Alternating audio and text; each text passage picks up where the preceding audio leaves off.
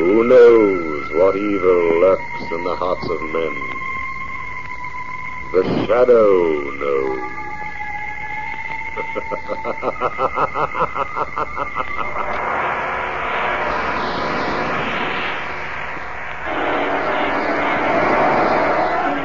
Once again, we bring you the thrilling adventures of The Shadow, the hard and relentless fight of one man against the forces of evil. These dramatizations are designed to demonstrate forcibly to old and young alike that crime does not pay.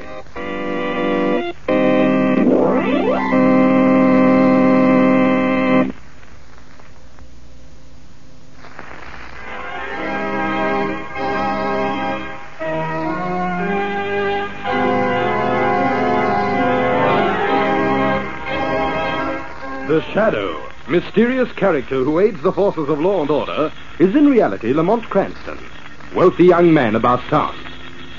Several years ago in the Orient, Cranston learnt a strange and mysterious secret: the hypnotic power to cloud men's minds so they cannot see him.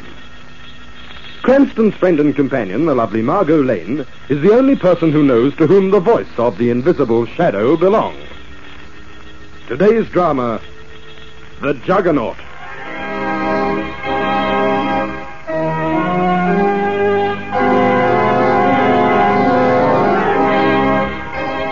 Our story begins as Ulysses Grant, world-famous automobile engineer and inventor, admits two visitors to his home.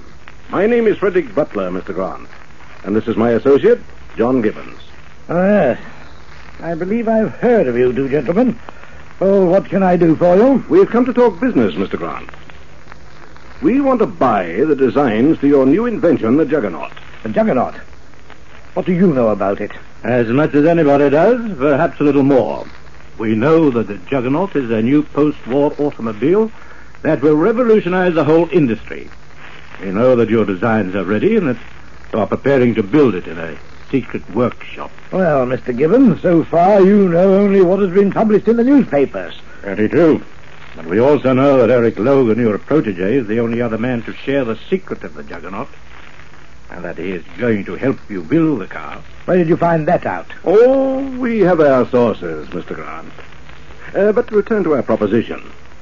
We are prepared to pay you very well for those designs. How much is very well, Mr. Butler? $150,000. That's a lot of money. But the answer is no. But, Mr. Grant... The answer is still no. Those designs are not for sale. But, sir, you're being unreasonable. Do you think that I'd sell the Juggernaut to you two so that you could create a monopoly and line your pockets with money? No, gentlemen. I have other plans. When the Juggernaut is finally ready, it will be released on a low-cost basis for the benefit of everybody. Mr. Grant, for the last time, you'd better take our offer. And for the last time, Mr. Butler, I am not interested. Very well. But we warn you, Mr. Grant, you'll regret this. There are other ways of doing business.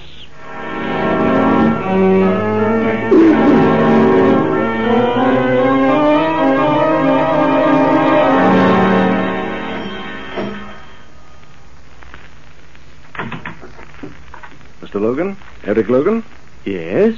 I'm Frederick Butler. This is Mr. Gibbons. Oh, yes, you phoned me. Come in, won't you? Who is it, Eric? Oh, Barbara, this is Mr. Butler. How do you do? How do you do? Gibbons. How do you do? Now, gentlemen, what can I do for you? Well, we are here on a confidential matter. Oh, I'll go, Eric. Oh, no, Barbara, stay. I have no secrets from my wife, Mr. Butler. Very well. Well, here's how things stand, Logan. We know that you're working with old Ulysses Grant on the Juggernaut. No? But how? It is our business to know. We want you to sell us the Juggernaut designs, Logan. Designs? But, gentlemen, I can't do that. The Juggernaut's the property of Mr. Grant. We'll pay you $150,000 for them. $150,000? Well, that's a lot of money, gentlemen. Enough to make you comfortable for life.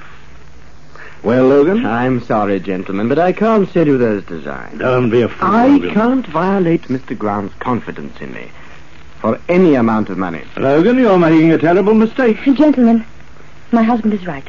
He can't sell those designs. I feel just as he does. I see. Look here, Logan. Let me put this another way. Suppose Ulysses Grant should die. What? I don't understand. That would leave you the sole possessor of the Juggernaut designs. And you'd no longer have any moral obligations to Mr. Grant. Would you sell then, Logan? I don't know. I hadn't thought about it.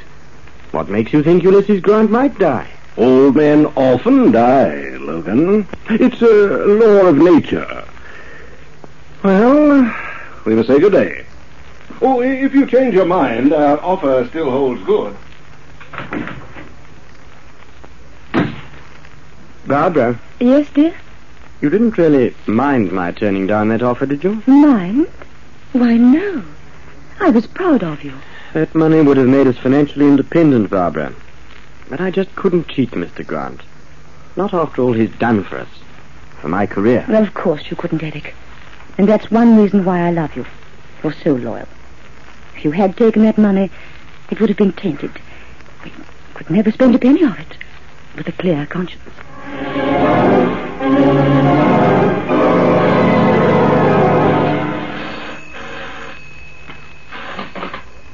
Hello? Oh, hello, Eric. This is Ulysses Grant. Oh, hello, Mr. Grant. Can you come over to my house immediately? Of course. But what's the matter? Well, I hate to call you at night like this, but I've got a special problem concerning the Juggernaut transmission. I'd like to discuss it with you. All right, sir. Are you all alone? Yes. I sent all the servants out. Don't want anyone spying on us. Get over here soon, will you, son? Of course. I'll start right away.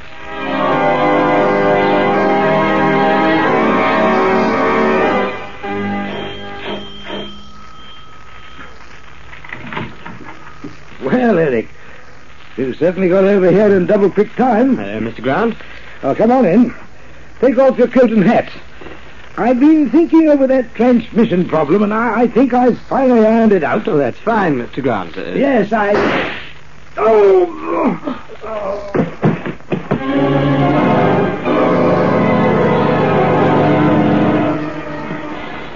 Extra! Extra! Sensational Ulysses Grant murder trial ends today! Jury's verdict awaited! Will Logan hang? Extra! Extra! Read all about it!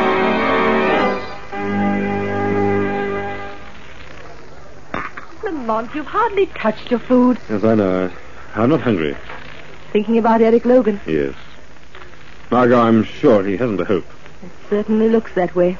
You know, I just can't believe that Eric killed Ulysses Grant. I've known him for years. And, well, it just doesn't make sense. You know the kind of fellow he is, Margo, an idealist, a true scientist, completely wrapped up in his work. Yes, and he worshipped the ground Ulysses Grant walked on. Hey, Margo, when you stop to analyze it, all the evidence against Eric was purely circumstantial. The whole case hinged on the testimony of Butler and Gibbons, those industrial promoters. Yes, that's right. Their testimony was pretty damaging. Yes, they're a pair of shrewd customers, Margo. When they said that they had heard Eric boast that he'd be the sole possessor of the Juggernaut plans if Grant died, why... Lamont, What is it, Margo? speak of the devil, or rather devils. Butler and Gibbons. They're coming over this way to our table. I wonder what they want. Mr. Cranston? Miss Lane? Yes? I'm Frederick. Yes, I know. We saw you at the trial. Oh. Yes, a very unfortunate case. Very. I feel sorry for young Logan. I'll bet. What is that, Miss Lane? Nothing. Mind if we sit down, Cranston? Well, there are 2 chairs here. Thanks. Mr. Cranston, of course you realize that Eric Logan is almost certain to be hanged. Yes, thanks to you 2 gentlemen. Now, look here. Careful, John. This is no time to lose your temper. Mr. Cranston, you are a close friend of Eric Logan, are you not? Yes. And naturally you do anything you could for him. Naturally. Isn't it a little late for that, Mr. Butler? Oh, no, not exactly. Eric Logan's beyond help, I'm afraid, but there's his wife. Barbara? And what about her? She needs money, Mr. Cranston. If Logan dies, he'll leave her practically destitute. Now, look here, gentlemen. What are you driving at? Just this. Eric Logan is the only man who knows the whereabouts of the Juggernaut designs. You're quite sure of that, Mr. Butler? Positive. They were not found in Grant's house, safe deposit vault, or among his other personal effects. But we know that they exist, and that Logan has them. The point is this, Mr. Cranston. When Logan dies, the secret of the Juggernaut will die with him. Unless what, Mr. Gibbons? Unless he passes them on to someone else. I see. Now we see exactly what this is leading up to. In short, Mr. Cranston, we're prepared to pay heavily for those designs. A loss of the Juggernaut, a real mechanical miracle, would be a catastrophe to the world. That's very altruistic of you, Mr. Gibbons. But I have a practical sort of a mind. Where exactly do I fit into this scheme of things? I'll answer that, Cranston. We think you could persuade Eric Logan to part with those designs on the basis of your personal friendship with him. And turn them over to you, is that right? That's right. When he does, we'll deposit a certified check in Barbara Logan's name for $250,000. That's a lot of money. As you say, Miss Lane, it is a lot of money. And what do I get out of this, Mr. Gibbons? Well, we're willing to pay you a very handsome commission, Mr. Cranston. 50,000. Well? The answer is no. I should think so. Very well. We'll raise it to 100,000. Now, look, gentlemen. I don't like you, and I don't like your proposition. And I'm not in the habit of making a profit by trading on a friend's life. Cranston, I've had enough, Butler. Now, take your partner and get out.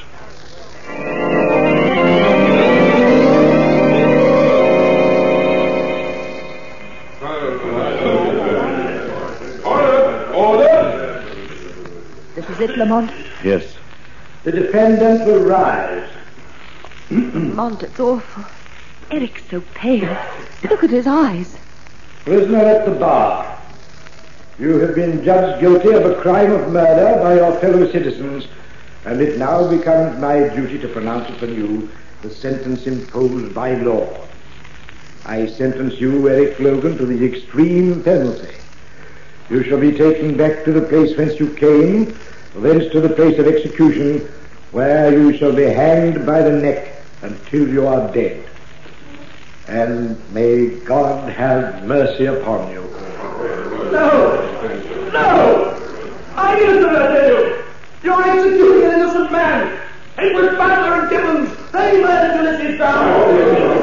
I tell you they did it! And someday they'll pay for their crime! I'll come back from the grave and avenge your man myself!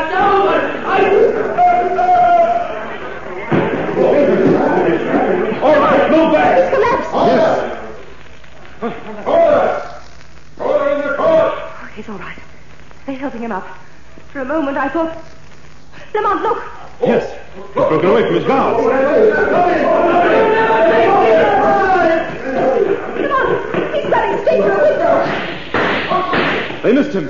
He's still going.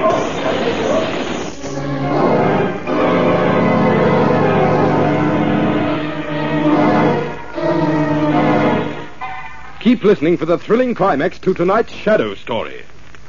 But first, your announcer.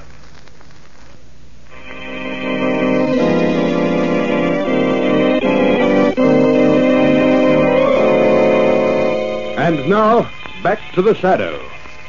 It is just a year since Eric Logan made his sensational escape from the courtroom. Now we find Lamont and Margo with Commissioner Weston at police headquarters. You know, Commissioner, I'll never forget the way Logan plunged through that window. How he managed to survive, that's the mystery to me. Well, it was the act of a desperate man, Miss Lane. Luckily for him, the courtroom was on the ground floor and that window faced the side lawn. I still don't see how he got through your police cordon, Weston. No, neither do I. Neither do the newspapers. They've been pretty critical. Oh, you don't have to remind me of that, Miss Lane. And critical isn't the word for it. They've been downright insulting. Did you see that editorial in this morning's press? What are the police doing about Eric Logan? Confidentially, Weston, what are you doing? Oh, so you too, eh? Oh, no, Commissioner. It isn't enough that every parish pump politician, every newspaper in town go to their way to attack me. Now my own friends start on Commissioner, this. we're just a little curious, that's all. We thought that perhaps you had closed the case. I never close a case, Cranston. And what's more, I'll let you in on a little secret. Yeah? I expect to have something concrete on this Logan mystery any day now. You do? I do. How? Well, have you ever heard of the expression chaise l'affaire? Oh, definitely, Commissioner. Well, Barbara Logan disappeared 2 days ago. What? Certain of this, Weston? Absolutely. I've had my best men watching every move lately. 48 hours ago, she gave them the slip on the Underground Railway. That rather complicates matters, Weston. Now you've got 2 people to look for. Wherever they are, they're together, Cranston. If we find one, we'll find them both. You think Barbara Logan's gone to join her husband? I don't think, Miss Lane. I know. And I can prove it. Yes, Commissioner. Sergeant, will you come into my office and bring that dictaphone playback machine with you? Right away, sir. What's all this about, Weston? Sounds very mysterious, Commissioner. One of my men planted a dictaphone in the ceiling of Mrs. Logan's flat just above the telephone. We got a record of a lost phone conversation the night she disappeared. Oh, Sergeant. Here. Just set up the playback machine on the table, will you? Yes, sir. Handle carefully. Well, one thing, Weston, you've certainly been on your toes. Oh, thanks, Cranston. Ready, Commissioner. All right, good. Well, you can start it up now. Now, listen to this, the both of you.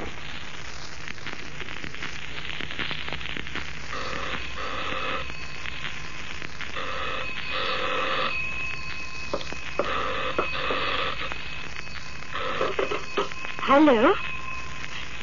Eric! My dear, where are you? At the secret workshop. But where...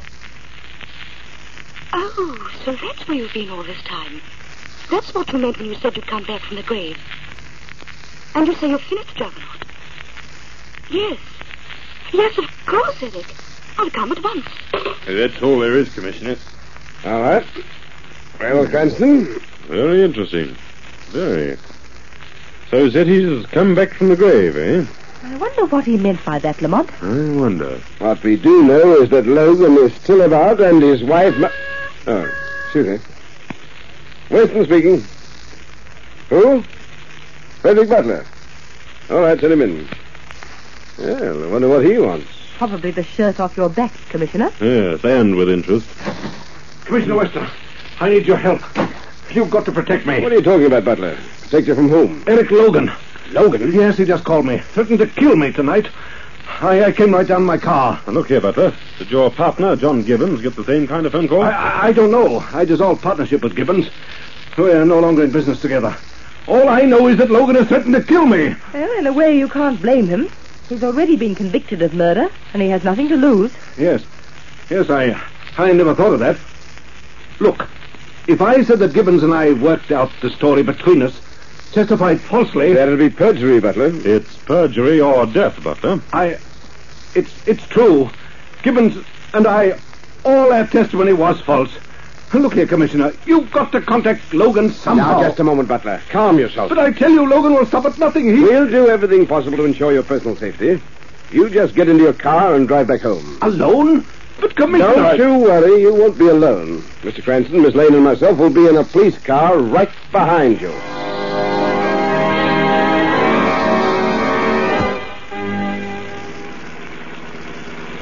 This is a pretty lonely road, Commissioner.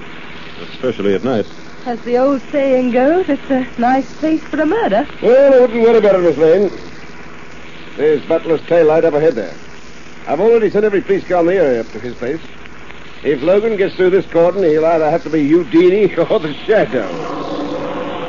Commissioner, listen. Yes. Curious. Wonder what that is. Sounds like some kind of rocket. Coming towards us. Getting closer. Lamont, what are those lights that just went on? Well, they seem to be headlights. And they're blinding. They're coming right at us. There's a black shape behind those headlights. It's coming down the road at terrific speed. Lamont, it's heading straight to Frederick Butler's car. Driver, pull to the side of the road. Look out!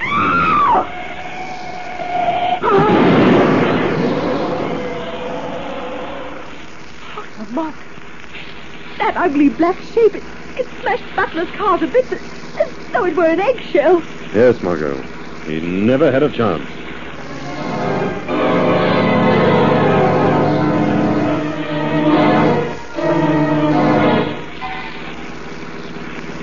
Tired, Margo? A little. I'll take you home. What you need is some sleep. I don't think I'll ever be able to sleep. Lamont, what we saw tonight, it was something monstrous. More than that, Margo. It was almost fantastic. Incredible. That shape came along the road like a bullet. Smashed Butler's car like a battering ram and was off into the night. It didn't even slow up. Lamont, what do you think it was? I think we saw the Juggernaut, Margot. Then you think that Logan... Yes. He promised to kill Butler, and Butler died. Margot? Yes? Did you notice the direction in which the Juggernaut headed after it smashed Butler's car? I think it went to the right, down River Road. Yes, and River Road is a dead end. There's nothing on that road between the point of the murder and the river itself, except Haven Cemetery. Haven Cemetery? Well, what about it? Remember what Eric Logan told his wife over the phone? Yes, he said something about being at the secret workshop, that he'd come back from the grave to... What? Back from the grave? Yes. And it so happens that Ulysses Grant's mausoleum is located in Haven Cemetery, Margot. Then it might be the secret workshop. The only thing to do is to go there and find out.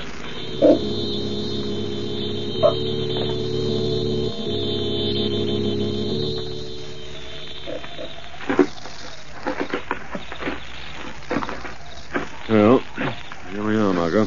Lamont, have you any idea where Ulysses Grant's mausoleum is? Not the slightest. Oh, this ought to be interesting. There must be 100 mausoleums here, and none of them listed in the phone book. Margot, I've got an idea. It'll save us a lot of time. What is it? You read the inscriptions on the tombs on the left side of the road. I'll take those on the right. You mean separate? Yes. Oh. But Margot, you're not afraid, are you? Because if you are, we'll stay together. Me? Afraid? No, of course not, Lamont. Why, reading those inscriptions will be just like browsing through the library. I've always been interested in the dead languages anyway.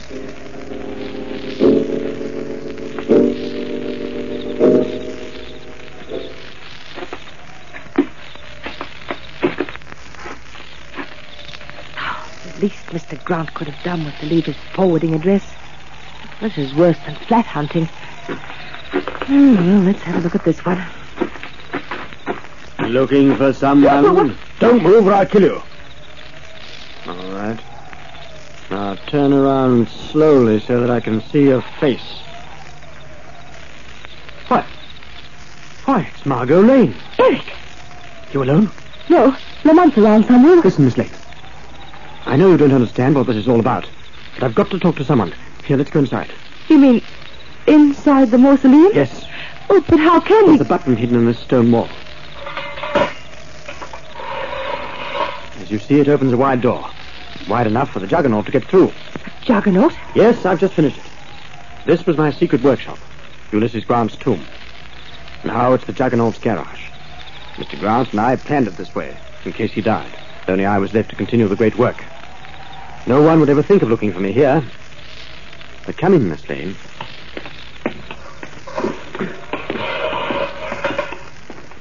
Eric, is that you? Yes, Barbara. I've got someone with me. Someone with you, but who? Oh, Miss Lane. Yes. What are you doing here? How did you know where to find us? Well, it's a long story, Mrs. Logan. Never mind about that. Here. Come and look at the Juggernaut, Miss Lane. Wait till I remove the tarpaulin cover. Oh. How do you like it? Well, I don't know. It looks so strange. Perhaps it does. But in the future, the streets will be crowded with Juggernauts, Miss Lane. So see, it's completely accident-proof. It'll save countless lives. Now lost to automobile accidents. Come on, Barbara. You too, Miss Lane. We're going for a drive. Where? I'm going to drive it to the city, to the Science Institute, and turn it over to the authorities there. You can't, Eric. You're wanted for murder. They'll arrest you, send you to the gallows. I'll have to risk that, Barbara. This is the moment I've been waiting for. To bring this car to the whole world. My work is finished. So are you idealistic fool. Barbara! What? You killed him. Yes. Why? Why? Never mind about that. Get in the Juggernaut. No. You'd better, Miss Lane, for your own good. I'm warning you. There. I knew you'd listen to reason.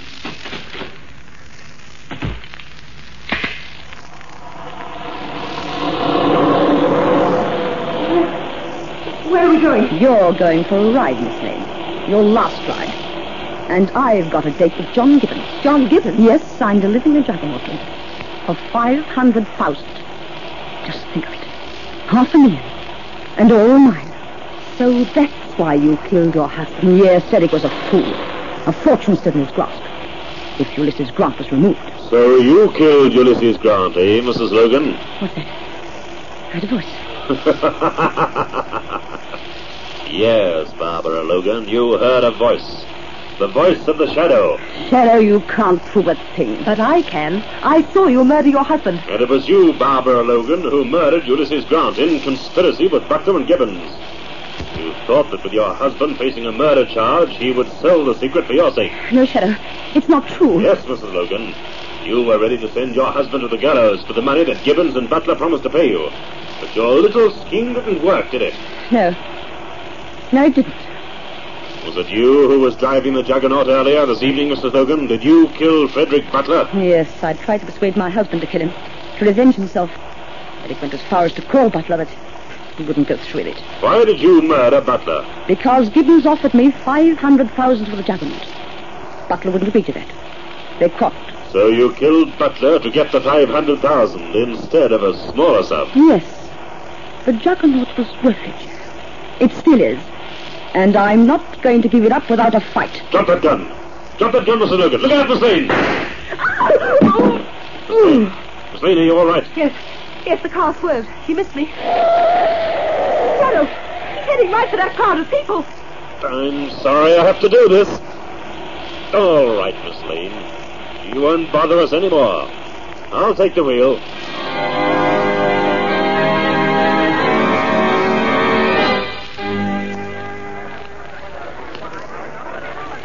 Margo, I just phoned Weston's office. They found Gibbons dead.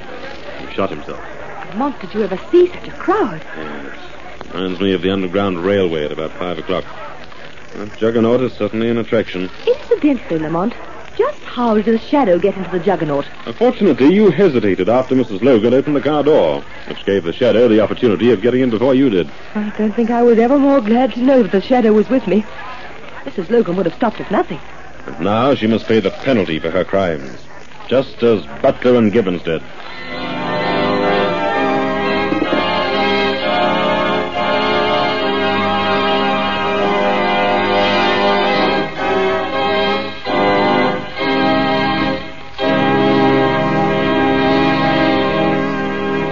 In a moment, we'll tell you something more of The Shadow. But first, your announcer.